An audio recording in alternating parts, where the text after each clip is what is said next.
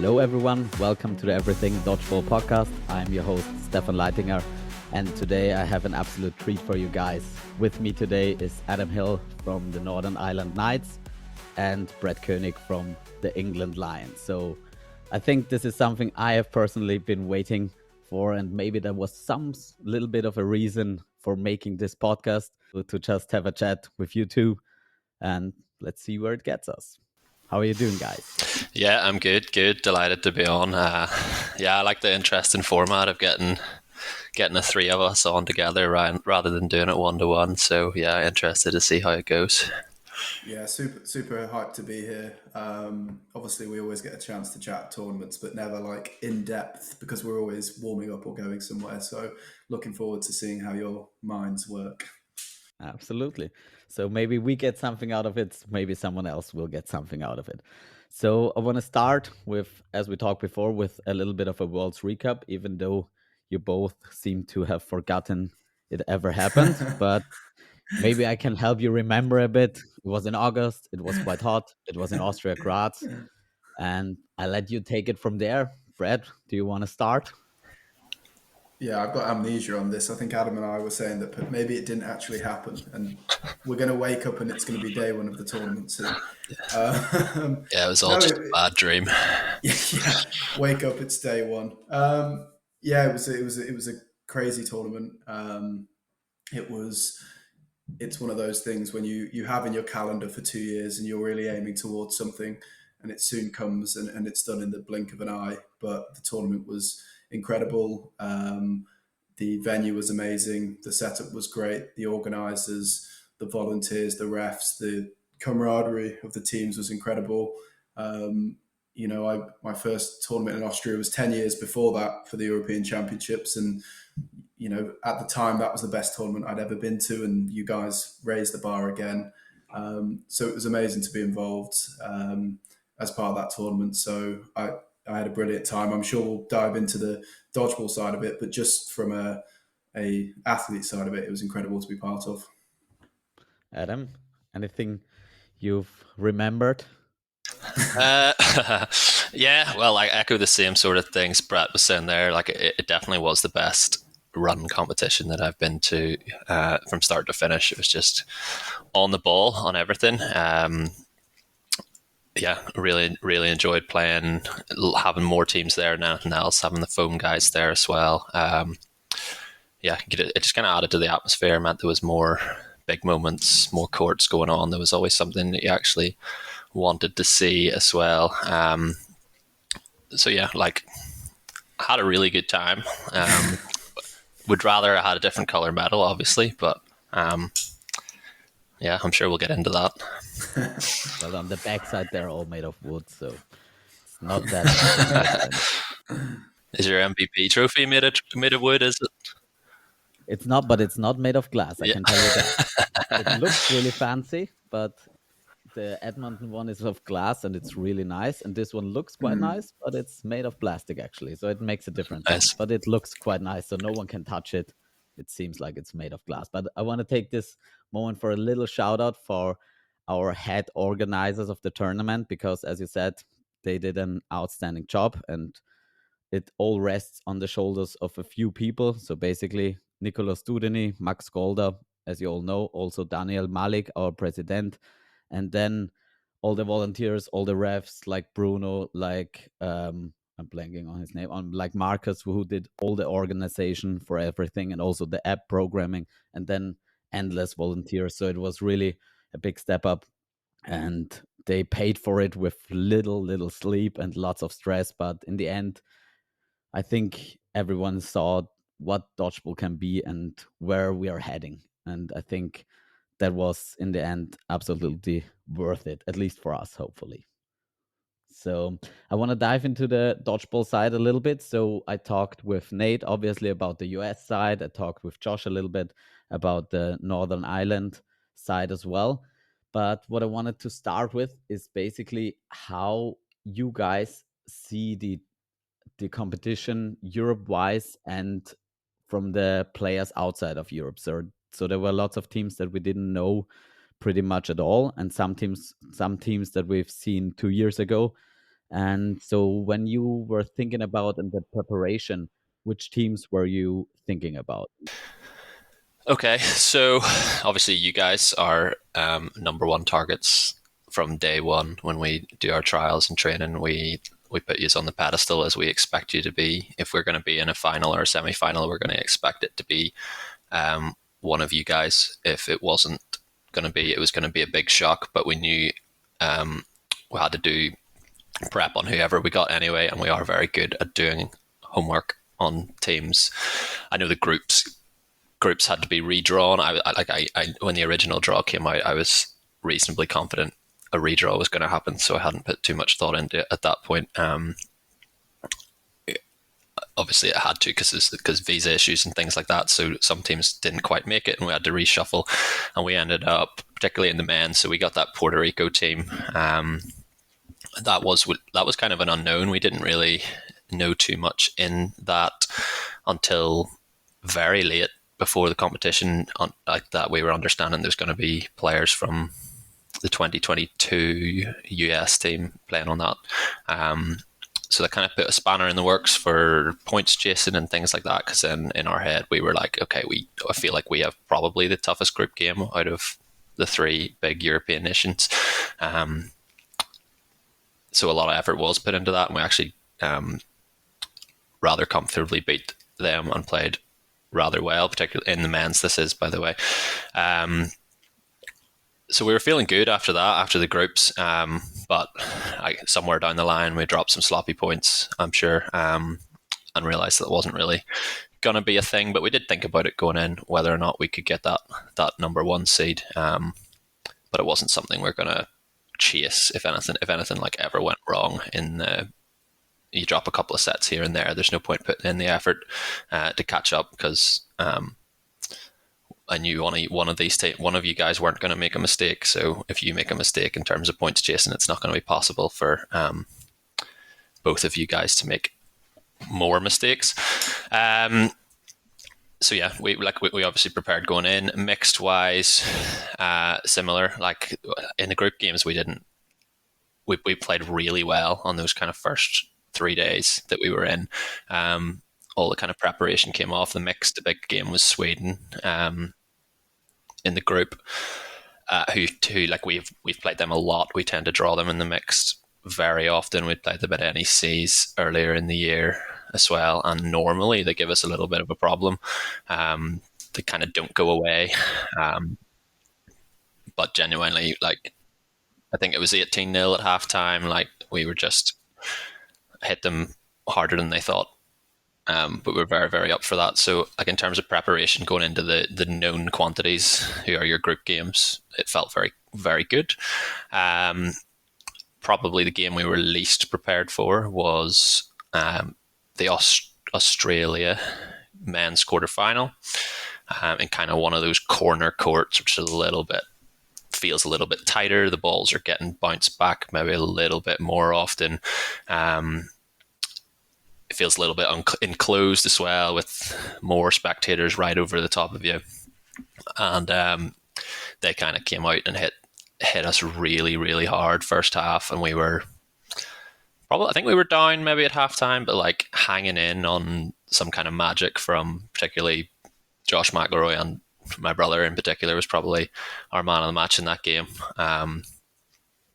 From them just kind of hitting us with something that was a bit more less European style.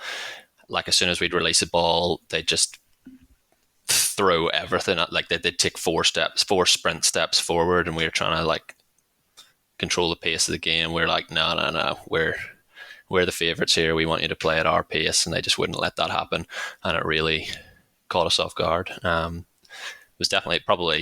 was incredibly enjoyable to play that game, and have to like do those fine detail adaptations to kind of overcome them in the end.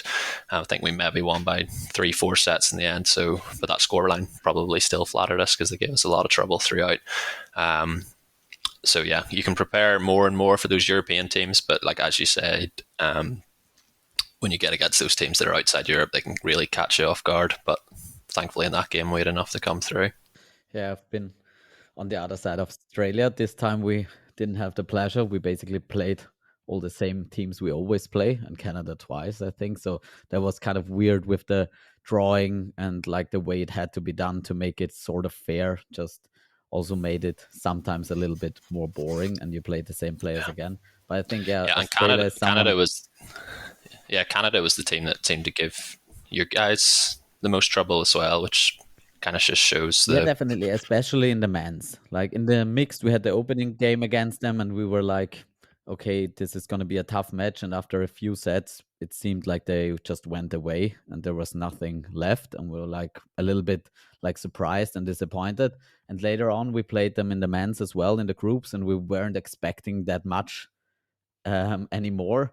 And they really gave us a run for their money because they started out a little bit like Australia, not that smart, not that fast, but also like just a little bit unconventional, just more ready to throw away balls and just be a little bit more, as you said, like last Euros or 2 years ago, World's tactics, where it was just a little more loose and a little bit more aggressive. And we're just not used to that anymore because no one really plays that way to that extent, basically. And I think yeah, over a game, it doesn't work, but for some periods and some short situations, it's really good to have that. And maybe that's something to learn for us from as well. So what I wanted to talk to you about is when you saw like there was basically the run for the first place after the group stage and second, third, and fourth. So it was quite important on which place you land. And when you figured out that you have the toughest group and there was no way to get first,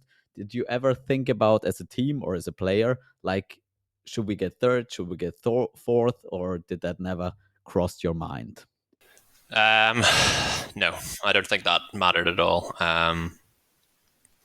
Look, I think I think it like would have impacted the quarterfinal. I think if we there was a world where we could have got Puerto Rico again in the quarterfinal, but we ended up beating Uh, Puerto Rico by enough that it pushed us on to Australia. That ended up being a harder game anyway, despite Australia being worse in the seeding.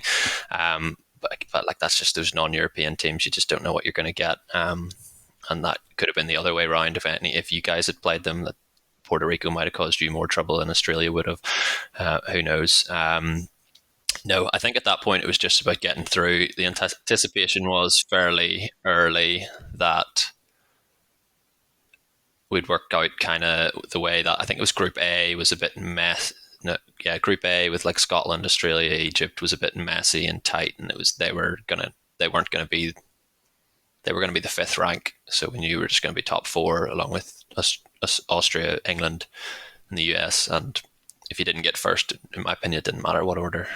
so Brad, It did just meant you? you're going to get one of the tough semis regardless. Yeah, for sure. Because I think I don't know how it is about you guys, but we always just thought about basically England and Northern Ireland, and always there was like the US sort of in the back of our mind, but we didn't even think about Australia or Puerto Rico, even though we knew they were quite tough teams to beat, but it was just not foreseeable. So we were just like, okay, let's try to go for spot number one. And if it's not working, then spot two it is. But we were like sort of thinking maybe someone else is thinking more complex about the whole situation than we are. And maybe that would sort of fuck up the whole thing again.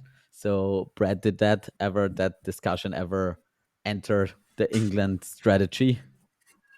I think first and foremost, we were always going to gun for the first spot because it made sense to go for as many points as possible. And I think England's strength is in their depth of squad, not necessarily the best six of any world nation, but I would say the best 12 to 15 of any world nation. I would confidently say, perhaps not the best six, but the depth is ridiculously good. Um, there was some discussion as to whether we should really gun for first or just let it happen naturally.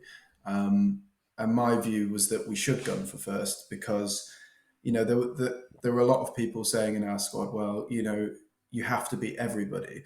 And I think that's one of the old football cliches. And actually, you don't have to beat everybody. You actually, when you have that in your hands, you can tailor who you have. And you've seen it in lots of sports, lots of times. Manchester City might have a very easy run to the final. same as in a Premier League football match. They say, oh, you play everybody twice, but if you play 10 easy teams first and you're top of the league, then you have the confidence to go on. So we had some discussion as to whether we should really go for it, and I think we settled on the fact that we should. As it turned out, I mean, we couldn't have handpicked a better route because we got a mixture of European teams. We also got to play Canada and the States, and we had you two on the other side. And you know, if you'd said to me before the tournament that would be possible, I would have handpicked that route. Now, obviously, it didn't work out the way it should have for us, and I'm sure we'll come on to that match shortly. But just answering your question there, we always planned to go for first, and it was my view as captain that it was worth investing effort in doing that. Yeah, that's sort of the follow up. Like, how do you balance trying to beat everyone by as many points as possible, and how do you, like, as you said, you have the biggest depth probably, and I think no one would disagree with that. But like for us, it's always been like some sort of talking and strategic point in the past, and I think that's something where many teams like that are from the 5th to the 8th spot or something like that really struggle because they have to put their best players in from the beginning to get somewhere. But for the three of us, basically, it's a lot of like managing your players that you want to get to those semifinals and final spots. And I think in the past for Northern Ireland, that was much tougher than it seems to be right now because I think your team depth increased as well. So for Brett, how do you guys like choose who to play? Do players like yourself, for example, do you say how much you want to play or how much you want to rest, or who decides that Yeah, basically? I think 10 years ago, I would have said I want to play every minute of every match. But we are very comfortably at the stage of my career where I'm very happy to manage fixtures, manage time, and say, look, I cannot play every minute of men's and mixed because my hamstring or something will give way at some point. So from a personal point of view, I'm very upfront on a 5-day tournament with 2 divisions. I can't play every minute of every game. It's not possible. I think when you're going for points, it's worth saying that it's not that easy in dodgeball to get points by trying to get them. It actually just happens when you're very naturally controlled. When you go for, the value in losing a set is a -4 essentially. You're better off taking your time and getting up there naturally. So it was more of a case of, I think it's a small tweak. It's a concentration level in a group stage that you wouldn't normally have. And so it's not necessarily a physical strain so much as a really careful control of each game. Yeah, like I think it's kind of outlining from 1 to 14 every player in the squad that every single set matters in if you're going to points chase, and you can't come on and just, like, I think I'm a great catcher, I need to go for this, I want to hit, I've just got my winger's just gone out and I've just holding the ball for the first time, let me try and throw this sick pre-throw that misses and gives away 4. Yeah. Like that gets the team, that's just, as Brett says, that's just -4 in the point chasing. Yeah. But I think the difficult thing is we'll all have fringe players in the squad who are the 6th player, the 7th player, and it's kind of their chance to impress. So it's a real balance because people want to show what they can do, but you don't want to do too much. Yeah, I agree, but 6th, 7th player should, like, if you come on, do something stupid and flashy, and even if it works, your team will still be going like, look, we were going to win that set regardless. And what if it didn't work? They have to think about that. And yet, How do you communicate that to the players? Do you do that beforehand or do you do it every game? Because for us, it's also, we have like a squad of 14 players and we try to be really like transparent in the communication and basically like you said, Brett, I think we're all at a point in our career where it's like, I want to be as fit as possible in a semifinal. Everything else I don't care about personally. But there are lots of different players and lots of different like objectives. And as you said, there are players on the fringe who like are fighting for their spot in the final, who are fighting for a spot in the semifinal. Some people just want to play. Some people are there for the group stages as well. And then it's really tough to like balance those different motivations, because you need your players to gun and try to show that they're here at the tournament and are ready for a semi-final potentially. But it's something different to play smart and to play flashy, or something that someone sees how good you are. So I think that's a really important point, to communicate to the players what you want from them and what they can bring to the table and what they are judged by, basically. So is that a discussion that you have before the tournament or before every match? How do you appoint the players that are going to play the match and are going to sit the match out? Well, our teams, once we saw the groups, and if we thought we could do it, we just go. We just take it game by game. But we're saying from the start, yeah, we think we can do this. So we're going to do it. We're going to do it. Play every set. You need to win every set. And I think it was maybe our first or second men's game. We maybe dropped 6 or 8 set points or something like that. And at that point, Austria and England had won 36-0 or 36-2 or something like that in theirs. And then we re-communicate and be like, okay, we're no longer chasing. It's just about the result now, as long as we have more points than them at the end. I still want you to play sensible, but like that gives you a little bit more opportunity to play for spots a little bit, I guess. But whilst you're still chasing, if you're going to play outside that, then I think you can't be trusted in the semi and the final, because you've been given instructions from a coach or captain and you've gone against them. So no matter how good you were, you've gone against what you were told. So yeah, you're getting pluses and negatives for that, really. I think for us, we're quite transparent before the tournament on going in where we see players. We'll say, like, you're seen as a player that's going to be involved at a later stage, or you're seen as a player for the groups in round of 16, but with good performance you could. So we're sort of quite open, and I think you have to be with a self-funded sport to give people that, expectation of where they fit into a squad. But every tournament, and I'd be interested to hear your views on this, every tournament, especially with the squad depth that we have, you'll have maybe 2 players you thought were going to start, maybe not playing so well, and 3 players you weren't sure were going to start that are playing exceptionally well. And managing the mood of the team is very difficult, because it can get corrosive when people expect to be playing, or they're bitter about the squad being picked or think they should be playing.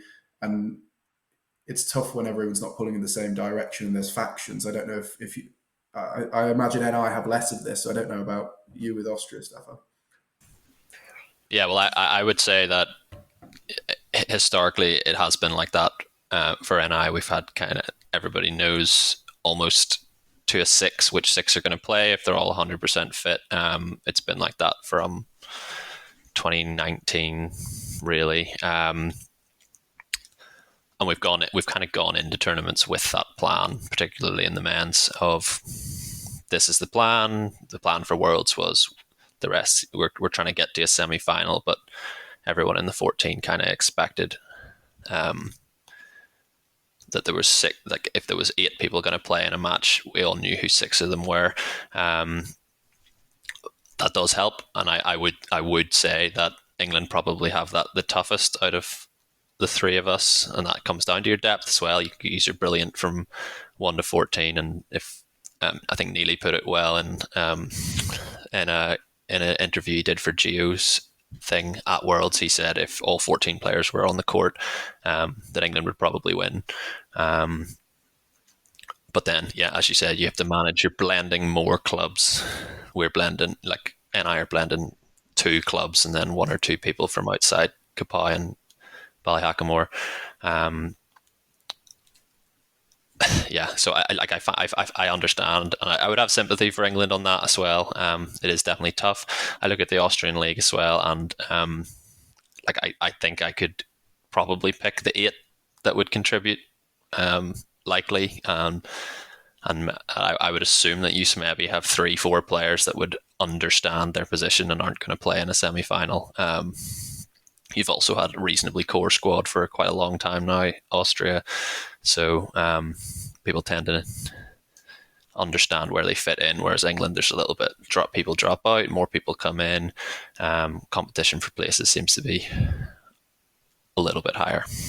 Yeah, I think so too. Because the thing is, for us, as you said, I think it's pretty much alike. Maybe our league is not bigger, but like it's the player come from 3 teams or maybe 4. So instead of 2, but still we all Yeah, know who those players are gonna be. And maybe I think at this point someone from Northern Ireland or England could pick our national squad pretty much to the first 10 positions. And I think it's pretty clear who starts, but there is more depth to it now than there was in the last years, and I think that was a big improvement, but also makes it a little bit more difficult, especially for the coaches, but also for the players who think they might be in those 8 spots or in the 8th spot and in the rotation, and in the tournament it just doesn't work out for them. So we had like basically 10 players probably that played for those 6 to 8 spots, which was something quite new for us as well. And it worked out great. And I think in the end, it's much easier if you are successful, because then it's very hard to like critique anything in the end. So basically, if you have success, you did nothing too wrong. And I can only see it from like the coach's perspective, where I have that problem that England has in pretty much every division. I have it in the women's division, where I have like basically 14 women that I could all play in the final, and I found the perfect solution, at least for this. Yeah. This is gonna look interesting. I'm gonna. So it was really fun, but I think maybe that is something that is possible in the women's, and it was possible for the women's this tournament for us, which worked out great. But for the men's division, for the men's competition, it probably won't work, and I'm pretty sure it wouldn't work. But the thing is, to keep the balance in between those 2 systems is really tough. So, and also like Northern Ireland and Austria, those are really tiny communities and really closely knit. So also on a personal level, I think we have different relationships and stuff.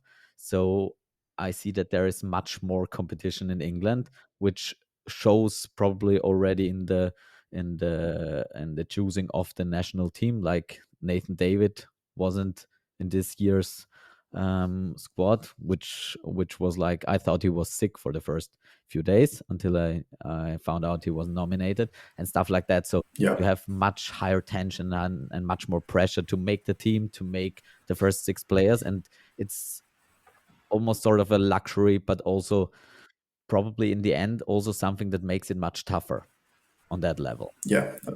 I agree. So, Brett, on like a personal thing, and I want to know this from every one of you, is how much are you involved in like the preparation, the tactics, the the work before, so sort of the 1 year lead up to the tournament, and then at the tournament as well? How much of an impact do you personally have on the decisions? Do you talk with the coaches? What is your standing? You are both pretty much the same standing, at least from an outside that I have, but it's a very different system and a very different environment. So Yeah, I think so. In the lead up to it, I think we all have a good say as to the direction of the team and the direction we should be pulling in. Arnie will run the actual coaching drills, but there will be lots of input from lots of players. You know, everybody has a say on the lead up to it in the training camps. And then on the tournament itself, I was captain this time, so I had a lot more input in terms of discussing things with the coach and with the manager. I think people might be surprised. I don't have a massive say necessarily in that. A lot of the direction I want for the team, I have to implement on court when I play rather than externally. I mean, England haven't necessarily got, and this is going back to the last point with different styles from different clubs. I don't think we have a settled on view on how to play. I'll be open and say that I don't necessarily agree with some of the tactics that we've always employed at England coaches. I don't. That's in mixed and men's. I probably view the game differently to some of our coaches and managers in terms of how I think it should be played, and maybe that comes across on court when we have a variety of styles and different ways, and perhaps that's something we need to look at and think about. What is an England style of play, and can we maneuver it in that way? So I think I have influence on court because I'm a caller. You'll know that you have that influence. Actually, I mean, in years gone by, I've thought, I don't agree with this, but I'm calling, so I'll keep quiet for now. And I had more of a say as captain this time, and I felt listened to, certainly in terms of personnel this tournament. But yeah, I probably don't have as much of. I don't think we have that agreed method, and I don't necessarily always agree with the way we should play. And I completely respect different opinions. Different people play different styles of dodgeball, but I think that's probably something we need to think about what looks like going forward. For me, then, so like I'm captain of the mixed team, and I do most of the coaching as well in the training camps. So in terms of control over that, I have basically as much as I want. Peter Morrison would be like my assistant coach there, helps me out a good bit, and would make decisions from the box. But I get the vast majority of the say of personnel and tactics and things like that for mixed. And ultimately, then if we don't deliver, the onus falls on me, and I can take responsibility. Men's is a little bit different of a dynamic. So Sean and Josh typically coach and captain of that squad, but primary caller is myself, and then after that it would go to Kelvin traditionally.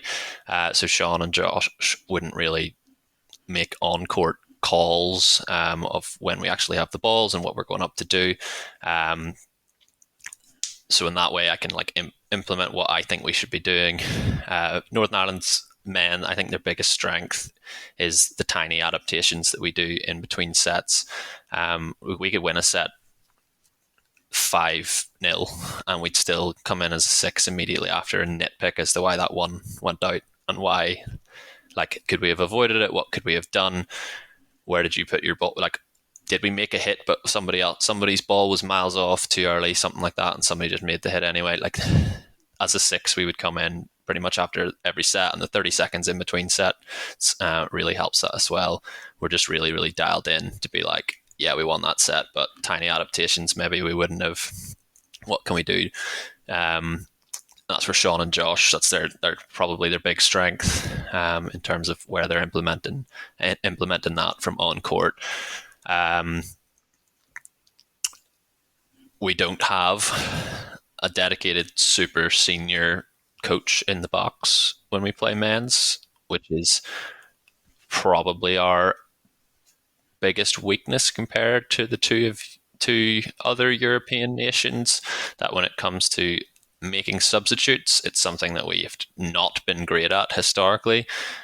Maybe not wanted to historically as well, but something we need to learn as well, particularly when Josh and Sean are both on court and one of the traditional 6 isn't at the level required, particularly now where we have lots of players pushing through to like 10, maybe even 11. I'd be comfortable to come on with one of them to come on and play. So if somebody wasn't actually on form, we need to learn how to rotate off. That's all kind of retrospective though, because I actually feel like going forward, we've gone into Worlds and Euros and all these competitions with the established 6, but my anticipation is that breaks potentially from the next competition, and it's fair game. You earn at a training camp now a little bit more like England, that we have the depth that if somebody's not actually at the required level in the traditional 6, then they can take a seat for a big game and give somebody else a go. That's what I'd like to see anyway. Personnel wise, men's not really my say, but mixed would be. What about you, Stefan? Yeah, I think I have a bit of a special position in that way, because the thing is basically I make pretty much all the strategic methods and everything from the strategy point is basically done by me, and I have a few people like our senior players with whom I like talk about the strategy throughout the season. It's like our club players and then our coaches as well, like Max and Martin especially. But I do most of the training sessions, not or even if I don't do them personally, I basically give the plan how to do them, or what we're gonna focus on. So I do all the tactical planning together with Max Golder, and I have a lot of people who give input. But basically, it's quite a hierarchical. Yeah, higher. I have a question though. Let's say in a match that you first 10 seconds you went out. Um, how do you trust that the five remaining, who takes over from that position? If you're running everything, then Absolutely. So that was basically like the most important thing from for the last 3 years. I would say is like I try to teach the players to play my style, basically.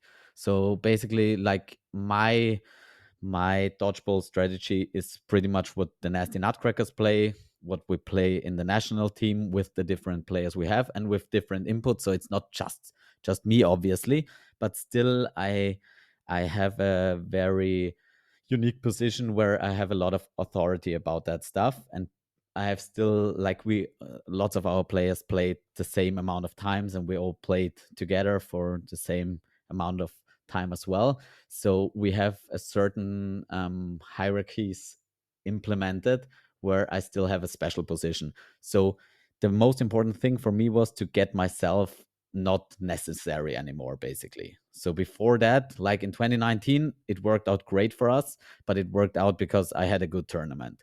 And then after that, our game was really vulnerable to me not playing good. And that happened. Lots of nations caught on to that and were like just aiming to hit me out. And then the game fell apart. And we had lots of different opinions underneath that, not like a clear line and objective. And we really worked on that for the last year in particular, where I really tried to implement the basics of my tactical understanding of the game into everyone's head, basically. So I think that is what everyone would tell you. And so that if I step out, it doesn't change anything. And I think we made a lot of progress in that direction. And so this was the first tournament where I was really 100% like trusting my team that if I stepped out, nothing big would change. And I think that was also a big advantage because the other nations didn't know that at that point. And they often, even when they got me out, they paid a high price for that. And then they thought, it's going to be fine from now on. But it wasn't. And it was just many different people that you maybe haven't played against in those positions, who were like playing in the leagues really good and played in middle or something the last few tournaments, but who really got their time to play in those wing positions as well. And together with the tactics, but their individual strengths gave our game just much more nuance and much more different sort of personal uh, personal side note. So everyone played a little bit different. It wasn't just me on the side and Andy on the other side. And if one of us went out, the game completely broke down, basically. So it changed, and it sometimes changed for the better. And that was really the most important part of our whole preparation, basically. And also we really disconnect like the coaching from the player. So because the thing is, that's something I want to ask you guys as well, is like if you are a player and I coach like my club team, I play and coach, but the thing is I don't see half of it, or I don't see any of it, basically, because I have my perspective, but I don't know what's happening on the other side. And I maybe see that he's getting hit out for the third time, but I don't know why, and I don't know how it happened. So basically I don't want to make decisions, and that's what I wanted to know from your huddle afterwards. I can see and like manage if I see some mistakes, or if I've been in the outbox, then I can do some sort of tactical analysis and preparation. But I really need someone from the outside who says, maybe if I don't play the way I should, that he can swap me out as well, which in the past was not possible, basically. But this time it was possible for the first time, basically. And that was really important to not for myself have to say, I'm not feeling that great, because it's really tough in the situation to put yourself out. I had that situation like in Drachten, where I think we played in the mixed, and I was like, I was feeling I was so close to playing good and getting the game back, but I couldn't, and I couldn't for the whole tournament or for the whole game, and no one swapped me out. And even if they tried, I was like, no, give me one more set, and it just didn't work out that way. So like the hierarchy in that way is like I'm just a player in the game, and if someone and the coaches do the swapping and the tactical analysis in between, but on the field I do all the shot calling as long as I'm on the court, basically. I think the key to that system working and what you're describing is the coach has to be in sync with the same philosophy of play that you are, and it sounds like they are. And that's where I think we've perhaps had some difficulties, particularly in mixed. Um, there are just different ways to approach the game. There are different styles, and I'm not convinced we are all wanting to play the same way or believe in the same style of play. And so it can be difficult because I agree, you can't see everything when you're a caller, when you're a winger. You can only get a flavour for what's going on. You can pick up some very important points, but you need somebody external to make some sort of impact. But it's only worked if that external person believes in the same style of play as you do. And I think it can work both ways because when you're lost in the heat of the moment, we've all probably watched videos back and gone, it wasn't as drastic as I thought at the time. Like that seemed more drastic than it was. But likewise, a coach who is looking at the game cold maybe is panicking more than you are. And I remember a few times in Worlds where, we lost a couple of sets that, there were block catches a couple of times and people were panicking. And it's like, didn't seem so stressful on court, but it can be enhanced by the stress of people pulling in different directions. Yeah, for sure. And I think that's something we really developed over the last years, where we have coaches who are quite experienced by now, who don't play or haven't played dodgeball at that level. So it's important for them, for me and them, to work in sync, and for the team and them to work in sync. So everyone knows what their qualities Yeah. are and where we get our feedback from. So basically, if the coaches say something and I think something different, then we're gonna talk it out, not in the huddle, obviously, but basically we're always in Mm. synchronization and trying to figure stuff out together and get both perspectives without um yeah, the thing is, it's like really really tough if you have two different opinions and both you have to play something on the court. Yeah, it's like having Guardiola and then Jose Mourinho in the box. Exactly. Yeah, so that's really tough. But the thing is, what I even find more tough is like a playing coach. So that like Arnie is the coach for you in England, right? Yeah, that's correct. Yeah, okay, but is Arnie making the substitutions? Okay. Yes. Because that I personally would not want to do that, Yeah. because the thing is it's impossible. I do it in leagues sometimes, and if the pressure is not high, it doesn't matter. You just give everyone their playing time and stuff, it doesn't matter. But if you have to think about that stuff and have to think about the game itself and have to think about, am I playing right? Do I have to swap myself or something? That's just so much extra noise in your head Yeah. that I don't think you can focus. But maybe someone can. I couldn't do that, and I think that is really I agree. important. I think even if you're the most undisputed best player in the world, you still can't be objective. Good or bad, you can be harsh to yourself. You can be too nice to yourself. But I think we, and this is no not having a go at Arnie in any sense because he stepped up. He does the coaching. He does the role because we needed him to. But I do think an external coach that isn't playing is the best method for success. Yeah, and is there a reason why also in Northern Ireland you do you just not have the personnel, or is there a reason for player coaches? Yeah, I think it's personnel. Anybody that like maybe retired from the sport, like they're retired from sport for other reasons to get away from the sport. They don't have time to come back and coach it. The motivation is just to play. as the primary motivation, I think, and coaches by necessity. Yes, we have some absolutely excellent coaches, and they do a fantastic job, but I think it would be difficult to see any of them stop play and step up and coach. Like, maybe there's a world where you could convince somebody to do it for 1 year, but that's not a project, in my opinion. Like, yeah, like if you want to get a 3 to 5 year plan, like I look at our women's team, who are in particular improving, getting closer to you guys. Hopefully, more and more. They definitely were as close as they've ever been. They need to continue on the projected plan and not have a coach for a year. They need a philosophy and It's tough. really keep going with what they have been doing. But the thing is also, I mean, that's a really tough thing in dodgeball in general, basically because we've all been playing it for so short a while that there are just not no really senior players who have the experience and the expertise and the time and everything else. So there is a lot of investment if you want to be a coach. But the thing is, I even think, and the way we do it in Austria is basically that we do the training and the Yeah. preparation and everything. We do it together, and I think that's completely fair if you do it as a player and if you put your most senior players together and they do the tactics and stuff.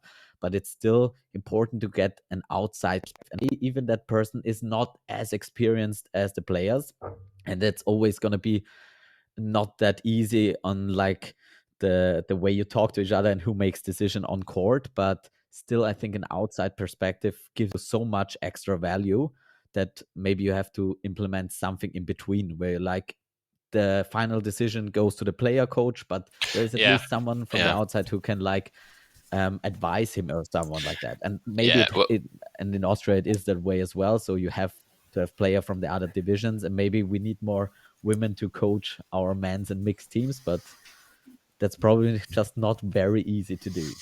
yeah, like we have tried to implement that, certainly with the younger generation coming through, with at least one of them having some form of assistant coach role in each of the teams, which is sort of helps give them the experience. And it's just the pressure moment. Like, there isn't that many. If the number of international matches that you win, that you play, that are actually the pressure matches, is about 1 in 6. It's just hard to get that experience of making the changes in those games. And yeah, you can give them the easy games, let them be in control, make them make some decisions. It's just when they get put under pressure, it's hard to give them complete trust. Okay, but from the outside, at least, it seems like England has a lot of stuff basically, and there are a lot of coaches and players with coach jerseys on at least. And like for the women's, there are 2 coaches, and for the mix, there is 1 coach, and for the men, is there only a players coach, or is there someone as well, like from the women's coaching stuff, or someone? I think for the Worlds, there was a player coach. The manager was there when she was able to. She was playing foam herself and between games. And I think the mixed coach, Simon, was there when he could be. So it was a mixture of things. But I think there are a lot of coaches, which is, like you say, a good thing, having that external view. It's just a case of now thinking about what, realistically, you should all be able to look at a scenario and say, if this happens, what would you do next? And everybody should answer in the same way, or at least be able to justify an answer in that way. So I think we have a lot of staff, and I suppose we probably need to refine what that philosophy is and start. It's hard. It's very difficult. We alluded to so many top teams in the English Super League, but the styles are different. My team, Meteors, is quite unique in its style, very unique in the way we play. We are probably more aggressive and more high risk and more less methodical than a lot of teams. And I know that is difficult to integrate with different coaches and different players.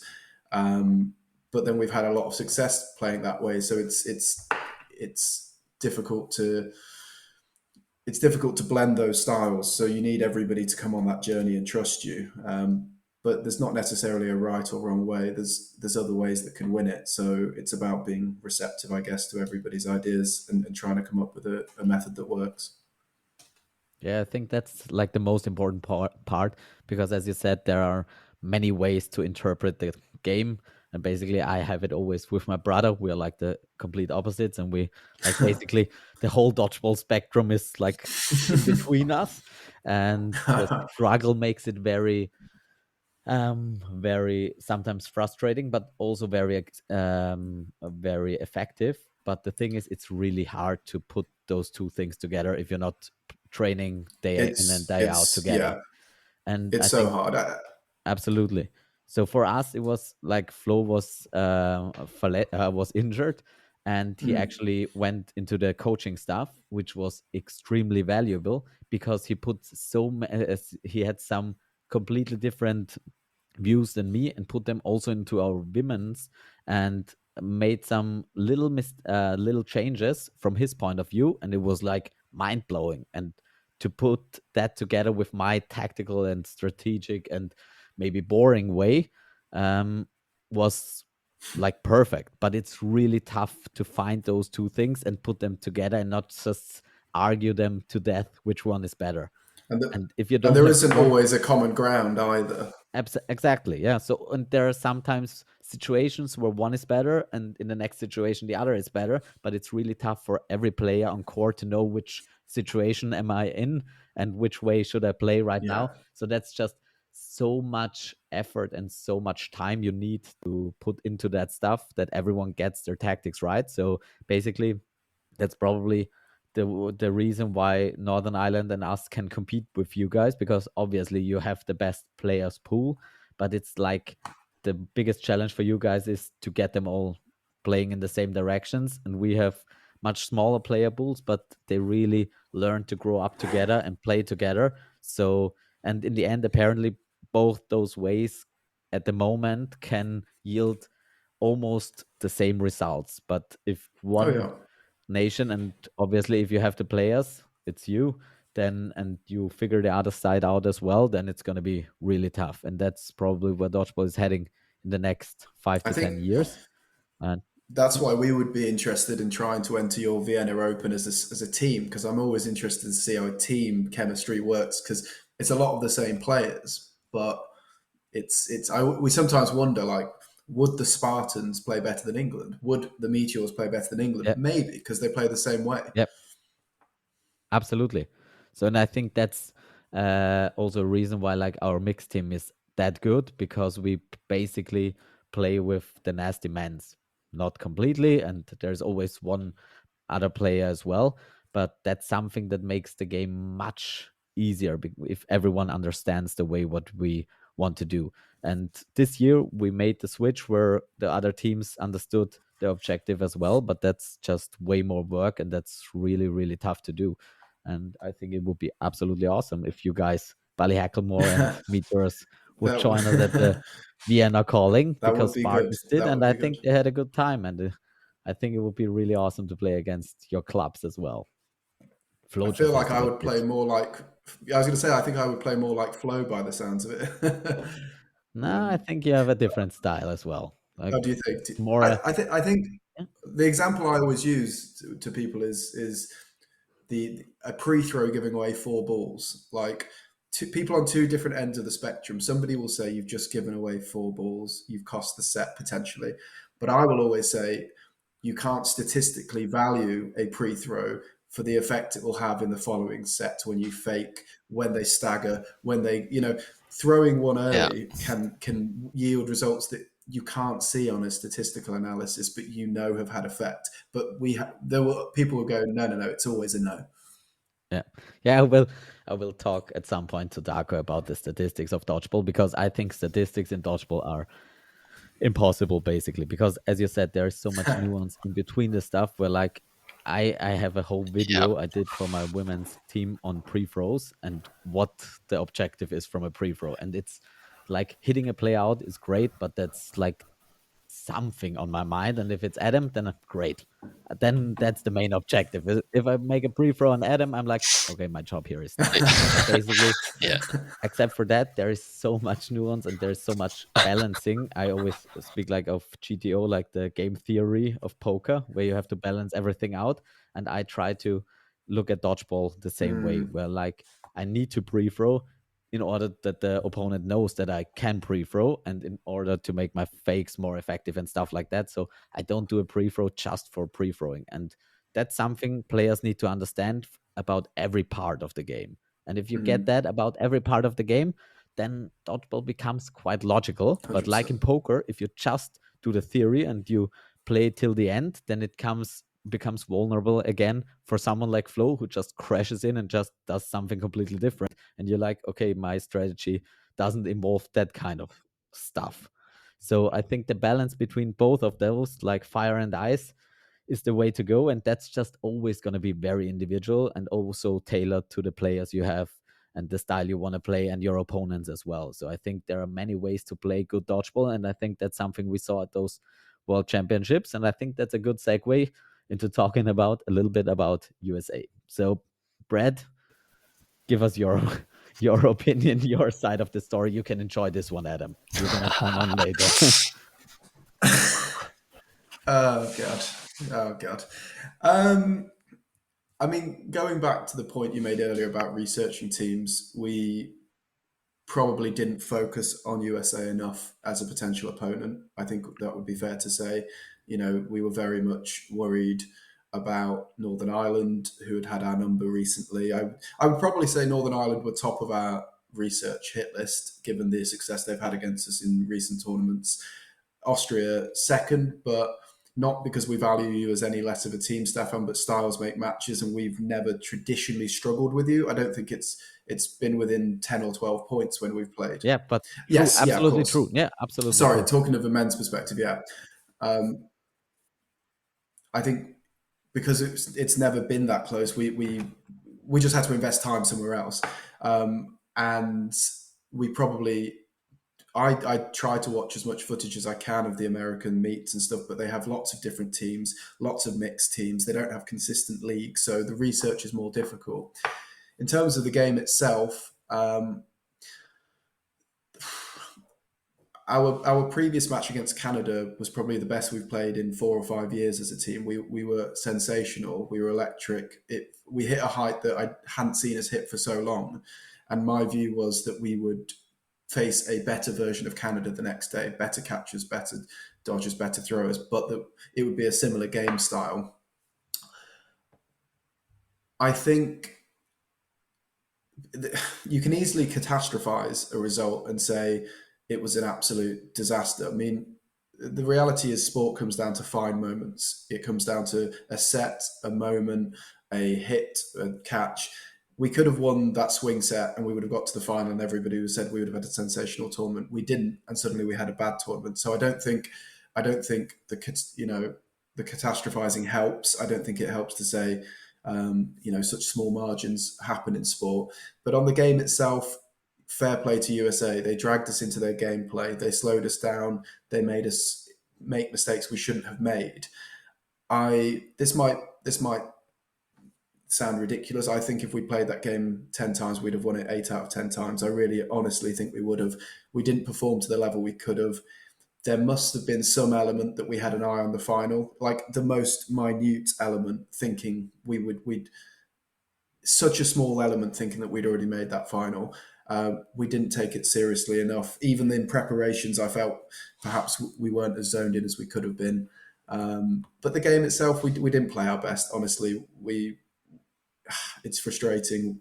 We got dragged into the wrong style. We weren't confident enough to finish matches. We didn't see games out efficiently. Again, there were some conflicting styles in the aggression. I think we played too many. We walked up too much instead of running countered enough. We didn't pre-throw enough. We played into their style of allowing catches in easy formats. But yeah, it's tough. I think people will say terrible tournament. England had a bad result, but we had some controversy in that game. There were some issues that could have gone our way. And on another day, I truly believe we would have made the final and won the final. I know it may be slightly overconfident to say, but I think if we won that game, I'm confident we'd have won Completely that fair tournament. enough. I think the way you said it is pretty much the way I think about it. Obviously, it's like a catastrophic ending for England if you see them in the fourth spot, and you're like, obviously, that's not what you guys were planning for.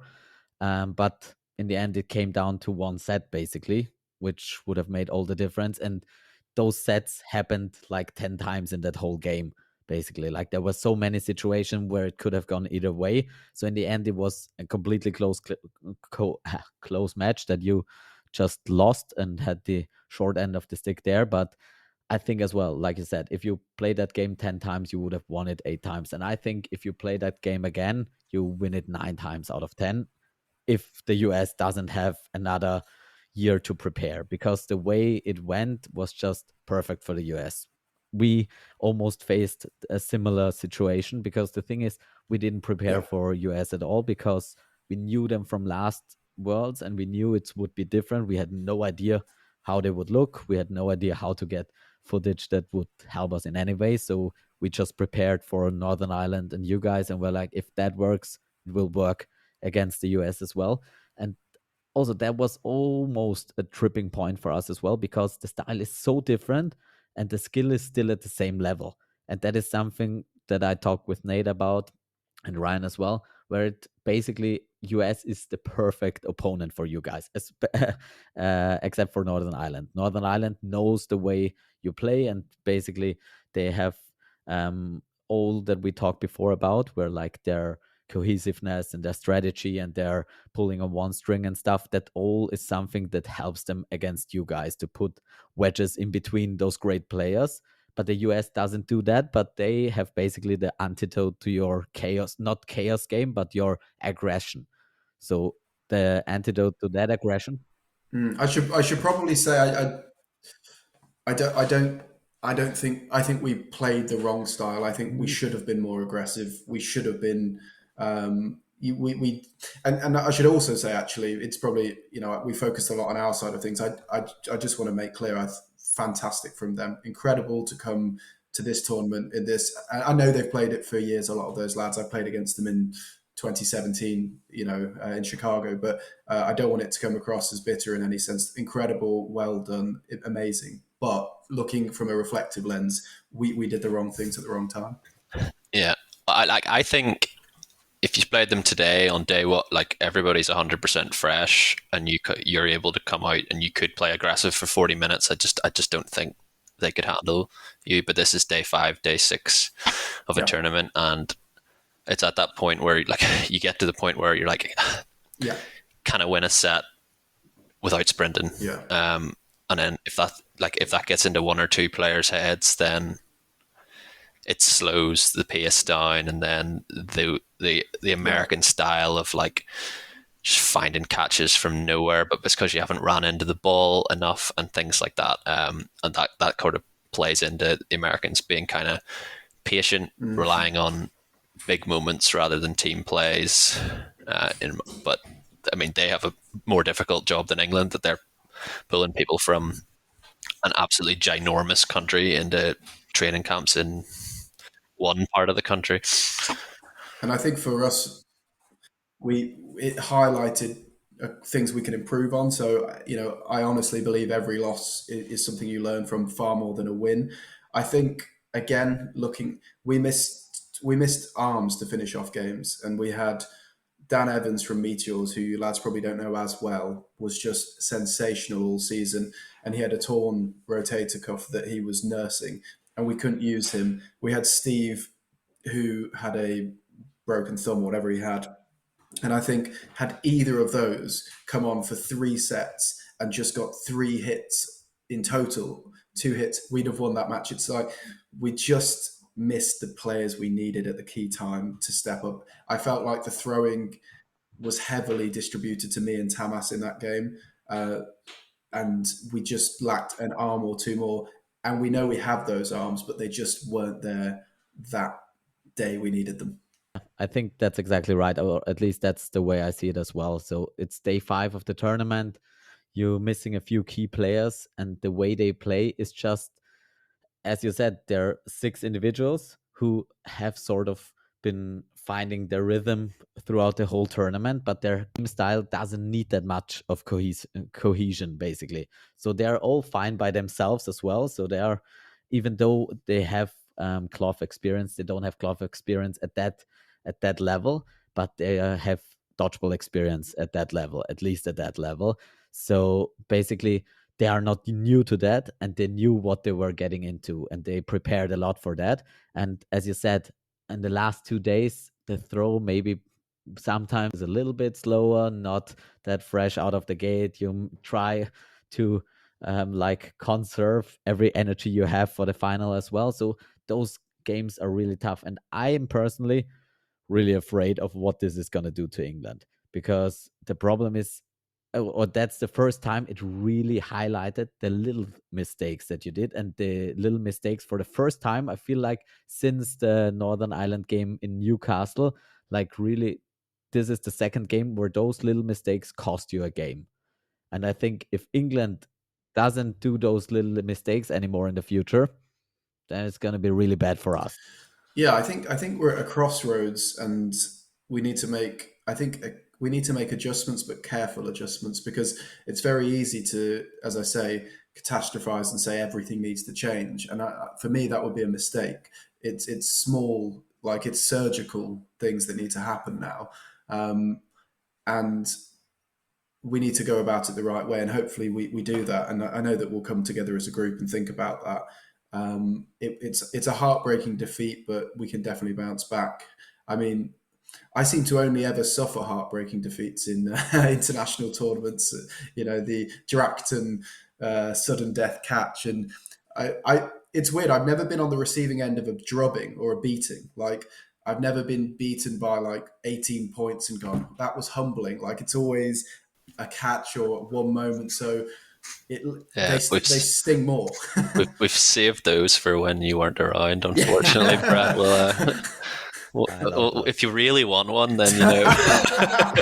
We're gonna need the video for that, because Adam's sitting there like rubbing his hands in his chair and telling Brad he's gonna get a whacking. Is probably the best thing I've seen today. So Actually, this like, is gonna be fun. I played for I played for 15 years, and I actually, like, I don't think I've ever lost by like more than 6 points. So it's like I don't want to end a career getting absolutely smashed by Adam off the court. So I hope he takes some mercy.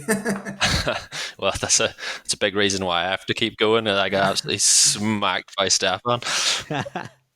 Yeah, that's probably, yeah, true. Because the thing is, we got a lot of smacking in our past, basically. So we started the whole thing with a lot of smacking from you guys, and we got used to it, and then we evolved from that. And that is something that really helped us along, because our mistakes were punished from the very first second on, and we really had to look at them and look at them and improve them, and got beaten again and got beaten again. So we sort of got like handled by a smith's hammer to build an edge. And I think that's something that's really made us sharp, at least this year.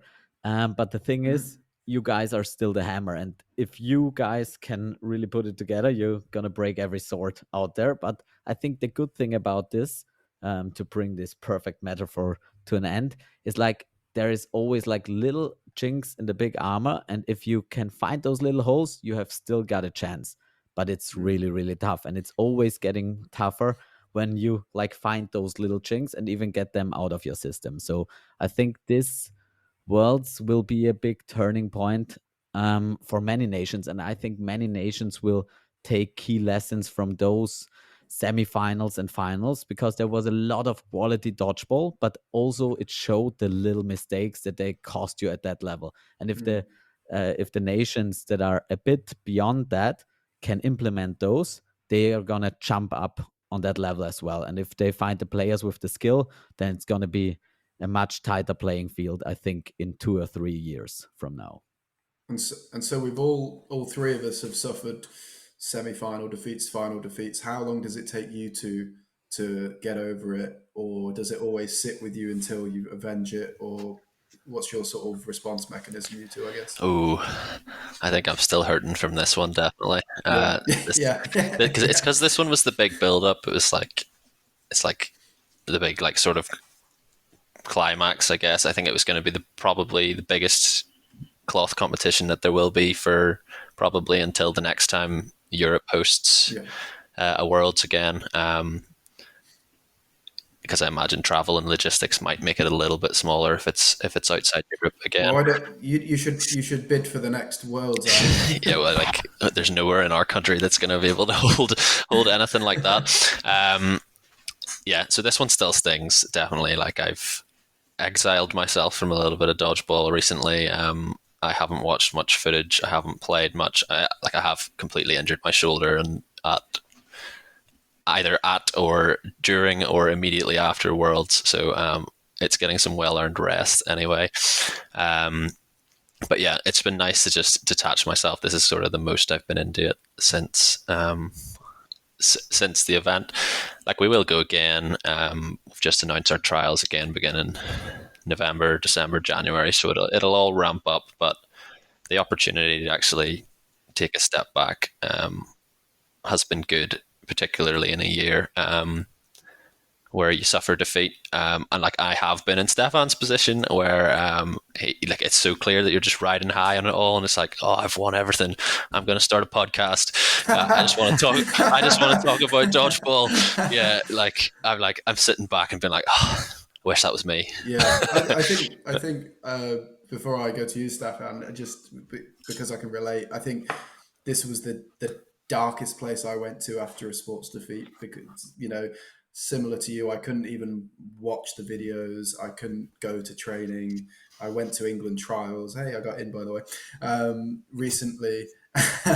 and yeah, and yeah, it's taken a long time to recover from it, and probably not even yet. So I think similar situation, and all three of us have won every medal in the sport, but it doesn't actually make it any more comforting when you lose, does it? When you put so much in. I think because we know how much you sacrifice. You got kids or dogs now, Adam, and training and your family around support you, and the money and the time you put in the gym, and we know how much it spills out when it happens, right? Yeah, absolutely. I mean, this year has been very, very kind to me, and I've not lost anything, I think, this year. So throughout the season, we won everything. We won like the Vienna Open against Spartans, and there were a lot of close games. So I think I've won 4 or 5 overtime or last set games. So it's been really close. It could have been a whole different year, but for some reason or another, it just seemed to be the fortune just looked at us this year. And obviously, that is the best feeling in the world. And that's why this podcast exists. It's just to stroke my ego a little bit longer. So thanks for doing that, guys. But I think the closest, the saying is like, it's the best feeling is getting to the top or making your way to the top. Being at the top is nice, but falling from the top is the worst feeling in the world. And I think for us, that feeling was in Drachten, because before that we were always climbing and climbing and climbing, and then Newcastle came and we were at the top, and it was sort of unexpected, I think, for everyone. And we were like, wow, we're there. And then there was just this bubble and nothing happened, and then we went to Drachten and suddenly we got a smacking in all divisions basically. And still 2 years before, it would have been a great result. We came in first, second, and third. So as a nation, that was awesome. But it felt like we've lost everything because we got beaten twice by you guys, Adam, in the mixed quite handily, and we got smashed by your men's team. Like I dislocated a finger, and it was the nicest thing about this Oh game. yeah, Simon Jones. He talks about it regularly as his career highlight. Yeah, fair enough. At this point, it basically is. But only second behind that knee slide anyway. Yeah, I think that's probably where Adam is right now. And I always believe on any given day we can win a match, but in like my head over my heart, I felt NI were the big favourites for this World. absolutely. Like I really thought, it was theirs to lose in some respect. and we've all been in that situation where you feel invincible at the top, and it's humbling, but it's such minor things that happen. It's a performance. It's sport really at that level. It happens. It does. It is interesting, actually. I would say, I wouldn't argue. I would say that Northern Ireland probably would have been labelled as favourites anyway. But it is interesting the sort of triangle dynamic between the men's teams. Oh Like I don't, Austria haven't beaten England men. We haven't come Northern Ireland close. men obviously are on. Yeah, Northern Ireland men are obviously on quite a long streak against England as well. But to complete the triangle, like the NI have lost to Austria yeah, men a lot. yeah. We have only beaten you once, Yeah. and it was the last European Championships. Can't we call that Drapton game a draw, Adam? Well, Never. that was just, yeah. No, like, I mean, like at full time, it was a draw. So yeah, Oh God. in a way, That was actually my only ever European men's defeat in my history, and it was. I'm going to say that Alex caught it. yeah. I mean, fine margins anyway, but yeah, Yeah, but I think that is, But yeah, the triangle's yeah, crazy, isn't that's it? It's completely like yeah. it's so crazy. and I think So like we've yeah, broke the triangle once, and that's it. yeah, it's really tough to, and we still have to break that triangle. I think Calvin had that question for the three of us, and it fits quite good in here because he said like we won basically everything. I think every one of us has won his regional leagues multiple times. Everyone has won his NEC, CECs, whatever he sees, and everyone has won Euros multiple times now, and everyone has won Worlds at least once. So basically, we have won everything that there is to win in this sport. And Kelvin asked us what keeps us going, basically, or what's still on the bucket list. And for us, the one thing that is on the top of the bucket list is beating England. And the thing is, I know every year it's gonna get harder. And this year, I thought, and I know, of course, you think you would have won that final, and maybe, possibly, probably. Um, I think you would have been definitely the favorites getting into that final in the men's because we have never come close to it. And I think it would have been our best chance, apart from 2018, to beat you guys. But still, that's definitely historically and at this point still the toughest opponent for us is you guys because you have the aggression and the skill, and we can deal with the aggression quite well, we can deal with the skill, but both combined are really toxic for our game, and you broke us until now, so we're still gonna try to climb that small peak, and I think you need that at this point because we're gonna lose, we're gonna win, and you need something to keep you going and something to work on because as you said, defeat is a tough lover, and even for me we won everything, but I just wanted to say that's a very Trumpian thing to say. It was really good and we won, but the thing is, the one thing I felt the most from this from the final day was that we almost lost against the US. So basically, when we won against the US, I was ecstatic and everything was perfect. And 5 minutes later, it ran down cold my spine basically because I was like, we almost lost that. And that didn't even enter my mind. Like, as Brad said before, our goal was Northern Ireland for the whole preparation. I didn't even look at US. I knew they would be good, but I was like, if we beat Northern Ireland, who's going to stop us? And then with you guys, we smashed you. And then it was like, okay, who's gonna stop us? And then the US was there, and we made so many mistakes, and it was the best way to win, but it would have been I I would not have started a podcast if I would have lost that game. I can say so much, probably. And maybe I don't know if I would be playing dodgeball at this point, yeah. What about But you, Adam? Um, yeah, it's difficult to Yeah. know when to sort of step away because it's like you could step away when you're at the top, but then you're at the top. It's really enjoyable to keep playing. You just want to keep playing. But then when you get the lows, as you say, having fallen from having won, you're like, "Oh, I can't go out on that. I can't go out on that performance. Like from a personal level, I didn't play particularly well in any of the important matches at this World Championships. so much so that I didn't play against England in the third place playoff. Definitely deservingly so. It was the right time to get me off. I wasn't doing it, so I had to get taken out. So yeah, a bit of a point to prove. Hopefully, get myself in a little bit better shape. Get the shoulder. If the shoulder finally feels good again, then I'll be motivated to hopefully go. And yeah, there's something my dad always says, and he always kind of winds up most of the players in our men's team in particular. Once is a fluke, twice is a coincidence, and three times is a pattern. So that third European Championship for the men's in a row would be number one target, probably. So that's what keeps you going at the moment, would you say? Yeah, definitely motivation to keep going. Not motivation to play right now because I hurt and I'm sad.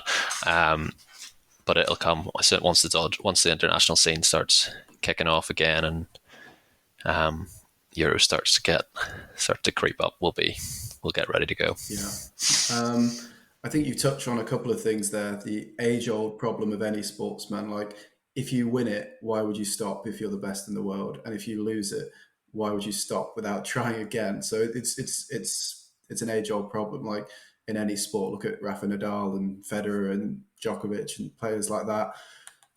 For me personally, like I've always had a competitive, relentless spirit, like to win in anything I've done. Like you can ask my teammates whether it's in training or whether it's playing a game with my brothers. Like I was one of three brothers. Like I've always just been ridiculously competitive, and it's probably an Achilles heel as much as anything. Like I accept how demanding I can be of teammates and players. I think I also come from a different sporting background from dodgeball, which it's more acceptable to have that level of competitiveness that maybe dodgeball hadn't yet had when I sort of came onto the scene. But in terms of motivations, I think it's innate within me to want to keep being competitive and keep trying to win. And I've always thought if you put the work in, the results will come. There's plenty of times you could quit and think, actually, I've done everything in the sport, but I want to stop. But I'd be lying if I said if we'd won double gold in Austria, I would have been very tempted to say that's a great way to cap it off. I don't feel like that at the moment.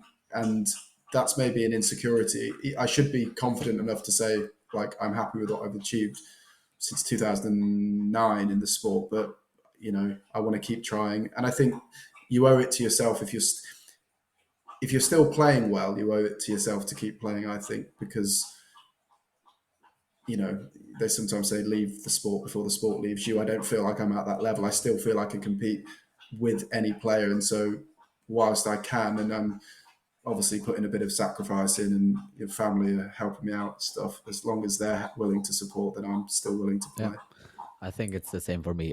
I definitely thought about it because obviously I have the perfect time to step away from it. But I think in a sport like ours, it doesn't matter because if it was a professional sport and I would build my legacy and stuff, obviously this would be a great way to go and then I could have a reporter's or a job or something for the end of time and I could rest on my glory forever. 3 pundits. Yeah. But the thing is, dodgeball doesn't matter to anyone Yeah. except for the three of us and a few listeners, maybe.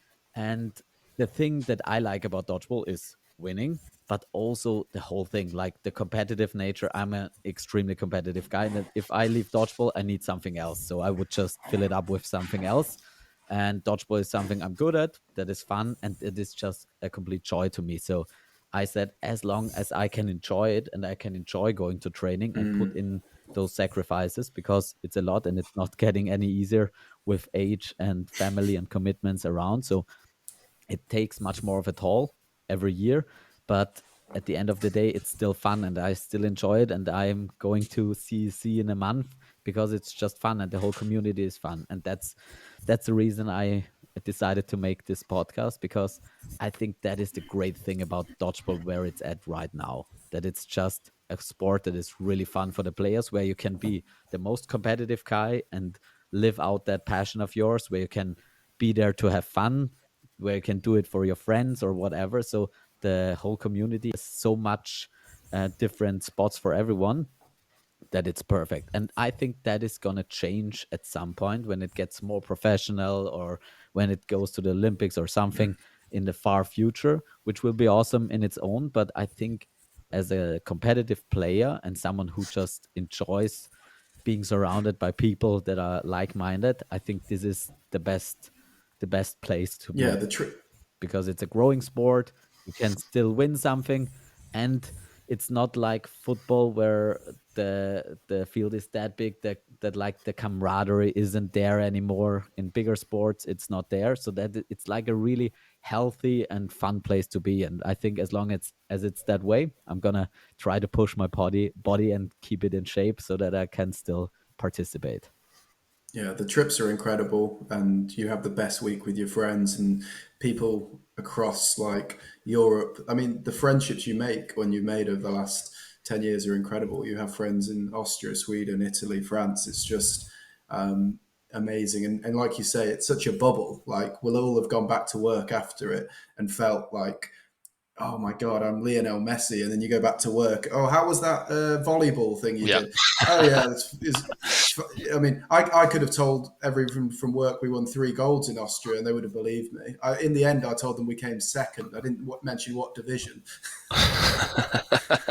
And I think that's sort of a healthy thing, especially for people like us. I think the three of us are pretty similar in that competitive nature, and we're all a bit narcissistic in that way that we just want to push and push everyone around us that way.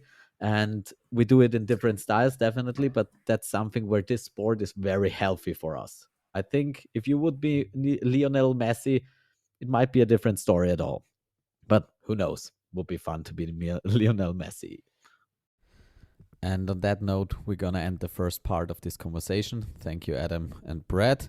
And stay tuned, everyone, for the next part when it drops. And until next time, keep throwing those balls, try not to get caught, and take care, everyone.